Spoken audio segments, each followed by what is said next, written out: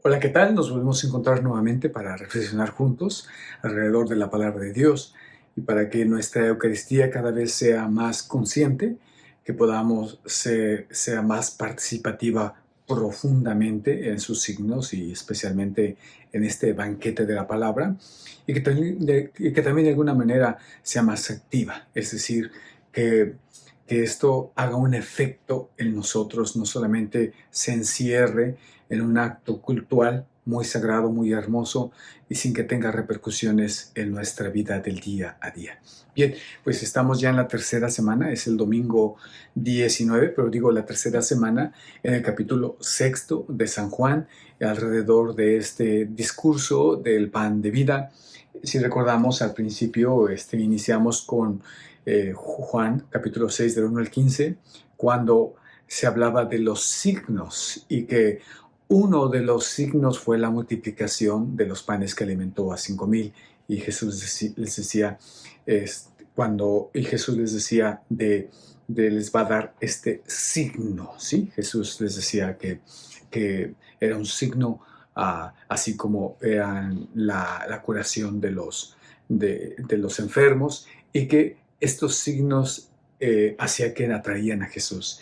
La semana pasada, en el segundo domingo, alrededor de saltamos un poquitito cuando Jesús se regresa a Cafarnaúm junto con sus discípulos y leímos del 24 al 35, en donde decía que no lo buscaban por los signos, es decir, que no habían captado el signo que los apuntaba a un alimento diferente, a algo diferente, sino que lo seguían porque habían sido satisfechos, habían comido hasta hartarse. Y les decía, trabajen no por el alimento perecedero, sino por el que permanece.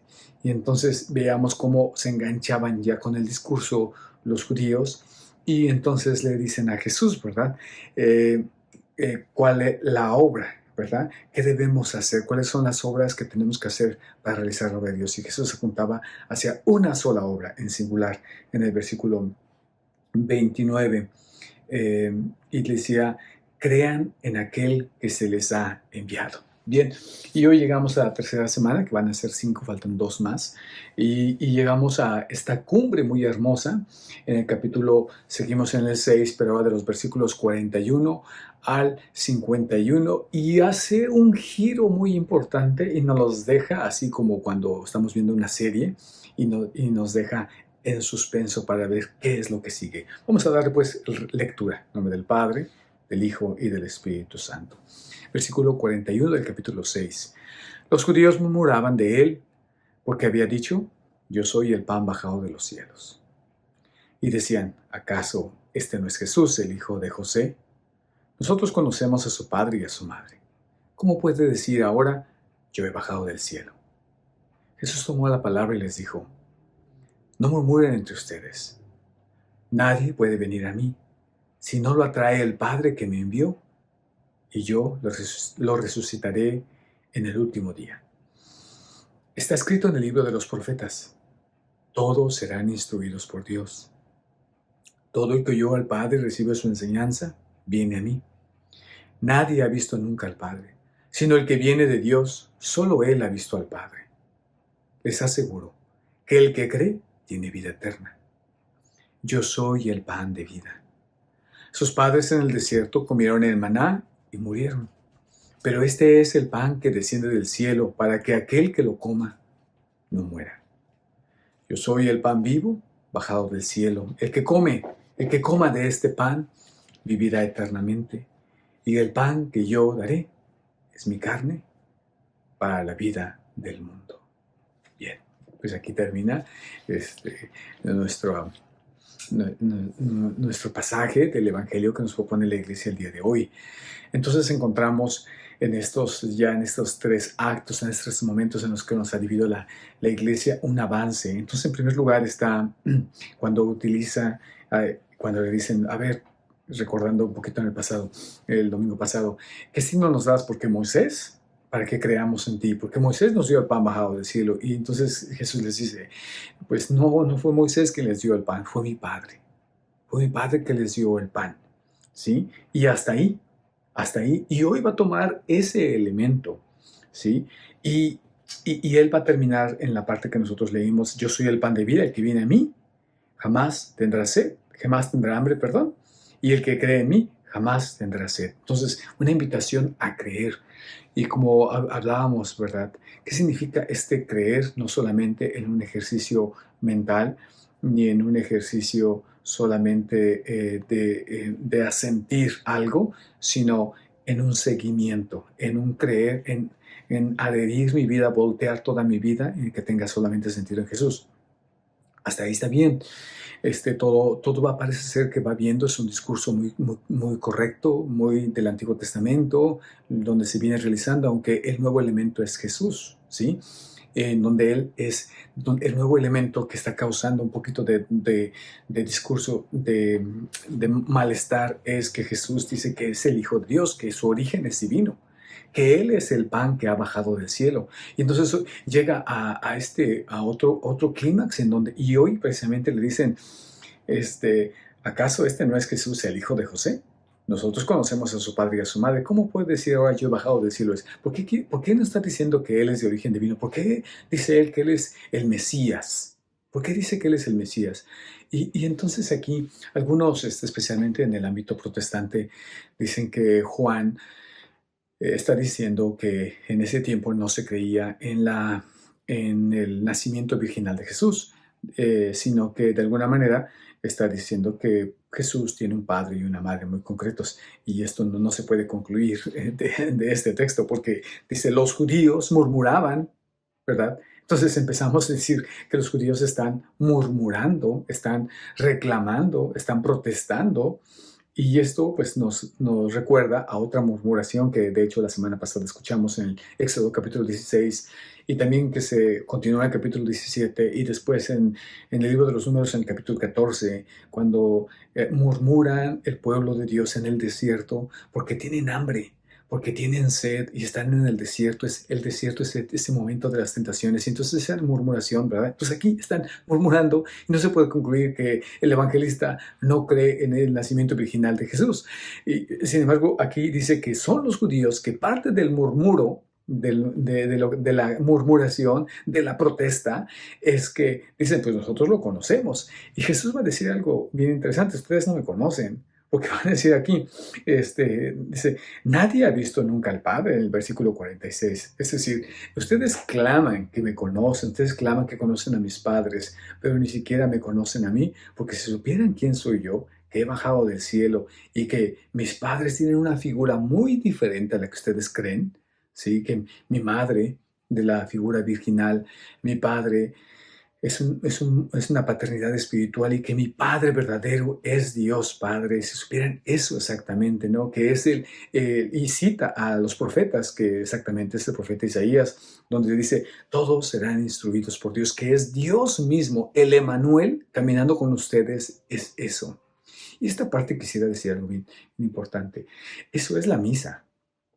Eso es la misa. Cuando vamos a misa, no, a veces nos quedamos en pocas cosas y a veces he escuchado que dicen, este lector ni lee bien, o el padre siempre anda regañándonos o cosas así. Sin embargo, nos quedamos como los judíos en el ámbito muy terrenal. Y perdemos la dimensión divina, perdemos la dimensión espiritual de que la Eucaristía, cuando nosotros entramos a misa, entramos a una nueva dimensión, Juan Pablo II, el santo, llegaba a decir, entramos a tocar el cielo, entramos a esa realidad eterna del cielo. Y entonces cuando se proclaman las lecturas, cobran vida. Es Dios mismo quien nos instruye, es Dios mismo quien nos habla. Tan importante es de ahí la lectura atenta, el oyente de la palabra, porque ahí no solamente es el que lee la palabra, sino el que escucha la palabra con hambre, con hambre. Y entonces encontramos esto, que Jesús se refiere a un momento muy crítico, y cuando Jesús entra, de hecho, en todos los evangelios, él camina sabiendo que estamos en un desierto o que estamos en el exilio. Así Él se refiere a nosotros, que estamos en este mundo de la tentación, en este mundo caído aún, ¿verdad? Y de hecho, aquí me permito leer la primera lectura, que es de la primera de los Reyes, y es en ese capítulo 19, con una figura muy hermosa que es del profeta Elías, ¿sí? Y si vamos allá en el capítulo 19, en el versículo 4 comienza un poco, les platico del contexto. Jezabel es ah, es la esposa del rey Ahab, y esta Jezabel es una reina muy malvada, es de las reinas más peorcitas que tenemos en Israel, y ella ha jurado matar a Elías. Entonces Elías tiene que salir huyendo. De hecho, el versículo 3 dice, él tuvo miedo a partir de hablar de Elías y partió enseguida para salvar su vida. ¿Sí? ¿Y qué dice? Pues Jezabel envió a un mensajero a Elías para decirle que los dioses me castiguen si mañana a la misma hora yo no hago con tu vida lo que tú has hecho de ellos. Es cuando ha pasado cuello mostrando quién era el Dios verdadero, ha pasado a cuello a los falsos profetas. Y entonces Jezabel lo amenaza, le manda un mensajero. Dice, eso te va a pasar a ti y yo me encargo si esto no sucede mañana. Sí, y con mi vida propia lo juro. ¿Eh? Y entonces Elías en ese momento pues también de flaqueza, huye por su vida. Llega un momento muy difícil de crisis y eso es real, hermanos. Eso es real. A la fe no se llega directo, en una vía recta no se llega, y crisis de fe son normales, y si no tenemos o dos cosas, o Dios realmente tiene una compasión muy grande de nosotros, o realmente no sabemos qué es la fe. Pero llega un momento en donde incluso nuestros pecados, nuestras propias flaquezas, nuestras propias contradicciones, todo lo que es la complejidad del ser humano nos hace preguntarnos si realmente estamos sirviendo a Dios, en qué dirección, porque tenemos toda la intención, quisiéramos ser diferentes. Vamos a misa, rezamos el Santo Rosario, meditamos la palabra de Dios, pero pareciera ser que en nuestro interior sigue intacto hasta como hoy decía escriba de Balaguer, decía, pareciera ser que cada día aumento más a la lista de mis pecados. Y llegan esos momentos, ¿verdad? De crisis, incluso pues cuando aquí en la vida ministerial he visto cómo pues pareciera ser que a los buenos, a los más piadosos les va peor. Hay un libro que lo escribió un judío que dice, ¿por qué a los buenos le pasan cosas malas? A un rabino. Y eso es cierto, ¿no? De repente pareciera ser que, como dice el dicho, que al perro flaco se le cargan las pulgas, ¿no? Y esos son momentos de crisis en donde decimos, bueno, algo estoy haciendo mal o Dios realmente me está probando muy fuerte, y eran momentos de crisis, ¿no? O sea, esta crisis en el desierto es real, no es algo que decimos, oh, solamente los israelitas, oh, solamente los judíos del tiempo de Jesús. No, es algo que vivimos día con día. Y entonces aquí vemos cómo Elías tiene miedo y sale huyendo, ¿no? El gran profeta Elías, que ha hecho prodigios, que ha resucitado a un niño, que ha dado de comer también que ha multiplicado el pan, que ha multiplicado el aceite, etcétera, que ha tenido que ha pedido a Dios que deje de llover por 3 años, el gran profeta que ha hecho este gran prodigio de que descendiera fuego del cielo. En fin, es un gran profeta. Y entonces aquí dice que huye. Y en el versículo 4, la parte que vamos a estar leyendo, dice, luego caminó un día entero por el desierto y al final se sentó bajo una retama. Entonces se deseó la muerte y exclamó, pues dijo, ¿qué sentido tiene esta vida? Es decir, se deseó la muerte. Son momentos muy fuertes en donde el cristiano, el creyente, se tiene que confrontar, y esa es parte de la purificación de la fe, esa es parte del camino de fe, ¿no? Contrariamente a decir no tengo fe, contrariamente ese es exactamente el camino. Y entonces dice aquí, y exclamó, basta ya, Señor, quítame la vida, porque yo no valgo más que mis padres. Se acostó y se quedó dormido bajo la retama. Pero un ángel, y aquí habla del ámbito de esta parte del ámbito de los ángeles, un ángel lo tocó y le dijo, levántate y come. Levántate y come. Esto no es algo nuevo. Obviamente cuando hablamos del maná que comieron, un pan, pero también va a hablar y luego va a ser va a venir este momento en el Apocalipsis, pero tiene un pasaje muy hermoso Jeremías cuando le dice que agarre la ley de Dios y se la coma y que le va a saber dulce como la miel y luego va a sentir la amargura en el estómago. Es decir, que la Torah, la ley de Dios, así era, esta era la expresión de comerla de tal manera que se hiciera uno contigo, ¿no? Esa era una expresión. Entonces, hasta aquí no nos hemos salido del contexto del Antiguo Testamento, va en esa misma dirección, como lo he dicho. Entonces dice, levántate y come, ¿sí? Levántate y come. Es este símbolo. Pero dice, él miró y vio que había a su cabecera una galleta cocida sobre piedras calientes y un jarro de agua. Un pan, una galleta cocida sobre piedras calientes, calientito, y, y un jarro de agua. Entonces ve ahí un alimento sólido, pero no está fuera del lenguaje del Antiguo Testamento. Comió, bebió y se acostó de nuevo. Pero el ángel del Señor volvió otra vez, lo tocó y le dijo, esta parte de tocarle, ¿verdad? Es que es algo real. Tocarle significa que él experimenta que es algo sensorial, ¿sí? En el sentido no sensorial, en el sentido hoy físico, científico, químico, físico, sino en el sentido de que esta expresión es que realmente lo experimentó, lo sintió profundamente. Y le dijo, levántate, come, porque todavía te queda mucho para caminar. Elías se levantó, comió y bebió, y fortalecido por ese alimento, caminó 40 días y 40 noches hasta la montaña de Dios, el Horeb.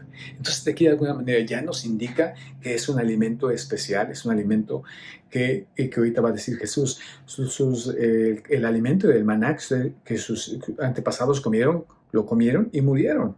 Y aquí este es un alimento que empieza a hablar de algo extraordinario, que es un alimento que, que le da la fuerza para 40 días y otra vez nos vuelve a meter en el ámbito del desierto, de ese ámbito donde se murmura, en donde está bajo la tentación, ¿sí? Y hasta ahí nos va dando luces, ¿verdad? Pero todavía si seguimos el discurso de Jesús, todavía no podríamos concluir de la Eucaristía, aunque los cristianos ya sabemos que hacia dónde va, pero hasta que este momento todavía no es lógico. Ahorita tiene a los judíos en shock por decir que Él es de origen divino. Y entonces, precisamente saca esta parte de lo del Padre. Nadie puede venir a mí si no lo atrae el Padre que me envió. Entonces habla del trabajo del Padre que es atraer a todos en ese trabajo constante, pero invisible del Padre de atraer a todos. Es decir, que la acción de la fe es un regalo del Padre. Los que de alguna manera estamos en estos rumbos no es algo meritorio, sino es un regalo que Papá Dios ha hecho, que nos haya traído, que nos atrae hacia su Hijo Jesucristo. Y dice, si no lo atrae el Padre que me envió, y yo lo resucitaré en el último día. Igual, nuevamente, ¿verdad? Sigue con la misma la misma fe del Antiguo Testamento. Está escrito en el libro de los profetas, todos serán instruidos por Dios. Todo el que oye al Padre y recibe su enseñanza, viene a mí. Entonces habla el Padre, ¿a quién se refiere? Pues al que hemos escuchado que en el Antiguo Testamento, ¿verdad? A quien se le puede decir que es la ley y los profetas, se le puede decir que esa es la voz del Padre. Y dice, pero todo aquel que realmente ha entendido la Escritura, viene a mí, se da cuenta que yo soy el que debería de venir, de alguna manera, que yo soy el que tiene este origen divino. Y entonces dice, nadie ha visto nunca al Padre sino el que viene de Dios, y solo Él ha visto al Padre. Ya nos los decía Juan en 1:18, ¿verdad? Que solamente el Hijo, el que está allí en el seno del Padre, ha contemplado su rostro, ha contemplado su gloria. Y dice, les aseguro, el que cree tiene vida eterna. Entonces este pasaje lo termina de alguna manera en el versículo 47, lo termina en este énfasis de creer que Él es el Hijo de Dios. Hasta ahí. ¿Sí? Y entonces vuelve a repetir, yo soy el pan de vida. Atención, porque viene una nueva revelación. Yo soy el pan de vida. Sus padres en el desierto comieron el maná y murieron.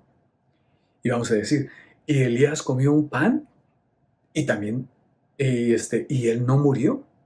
Si nos damos cuenta, comió un pan que lo sostuvo por 40 días y que después en segunda de Reyes va a decir que Elías es arrebatado del cielo. De alguna manera, hay un pan que al comerlo nos da la vida eterna, que no se prueba la muerte. Y dice aquí, sus padres en el desierto, yo soy el pan de vida, sus padres en el desierto comieron el maná y murieron, pero este es el pan que desciende del cielo. Yo soy ese pan que desciende del cielo y hasta ahorita lo está asociando con el creer, con el ir a Jesús, ¿sí?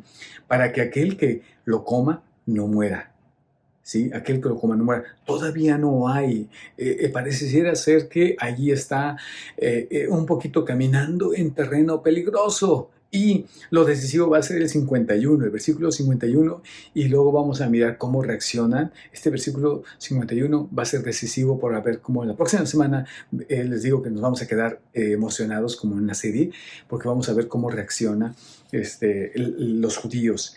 Yo soy el pan vivo bajado del cielo, el que coma de este pan vivirá eternamente. Y atención, y el pan que yo les daré es mi carne para la vida del mundo, ¿sí? Y es la primera vez que, que, que toma, dice, y hay dos elementos, porque cuando dice, y la palabra se hizo carne, en el 1:14 de Juan, la palabra se hace carne, es decir, toma cuerpo, ¿sí? Entonces dice, y esta es mi carne para la vida del mundo. Y entonces cuando en la última cena toma, dice, esto es mi cuerpo que será entregado para que el mundo tenga vida. Entonces aquí hay una alusión muy fuerte a dos cosas, en lo cual inicia. Uno, que ese cuerpo va a ser entregado. Ese cuerpo va a ser entregado a la cruz para la salvación del mundo, pero que ese cuerpo también debe de ser comido. Debe ser comido, esa carne debe de ser comida. Y entonces aquí se queda. Sí, aquí se queda. No quiero hacer spoiler, ¿verdad? Pero sabemos que esto no va a ser fácil ni para los judíos, ni para ahora todavía en este tiempo del día de hoy. Sin embargo, ahí quedamos. Solamente quisiera cerrar este momento con el Salmo 34, que me encanta. Ha sido un salmo que se ha quedado atesorado en mi corazón por muchas cosas. Cuando estaba en el seminario, esto es cuando un salmo que yo utilicé para decirles de mi experiencia. Me decían, ¿qué es estar en el seminario? Hay gente muy curiosa, ¿no? ¿Qué se siente estar en el seminario? ¿Qué pasa en el seminario? ¿Por qué son tan felices estando en el seminario? Y decía, y en el versículo, el Salmo 34, versículo 8 era mi favorito, decía, el ángel del Señor acampa en torno a sus fieles y los libra. Gusten y vean qué bueno es el Señor, felices los que en Él se refugian. Gusten y vean, coman y vean qué bueno es el Señor. Que cuando dice Jesús, no trabajen por el alimento que perece, sino trabajen por aquel que les da la vida eterna. Es decir, que esta comida, Jesús, al comer su carne, y esta carne que va a ser entregada a la cruz, y estos son dos escándalos, ¿no? Cuando Jesús también dice, tomen mi cruz y síganme. Y esto es escandaloso de llevar una cruz, y que a veces pueden ser nuestras miserias, nuestras debilidades, y que a veces puede ser la dificultad que estamos sobrepasando, las decisiones que estamos viviendo en nuestras vidas. Esa es la cruz. Esa cruz es un yugo suave, Es un yugo suave, como va a decir Jesús.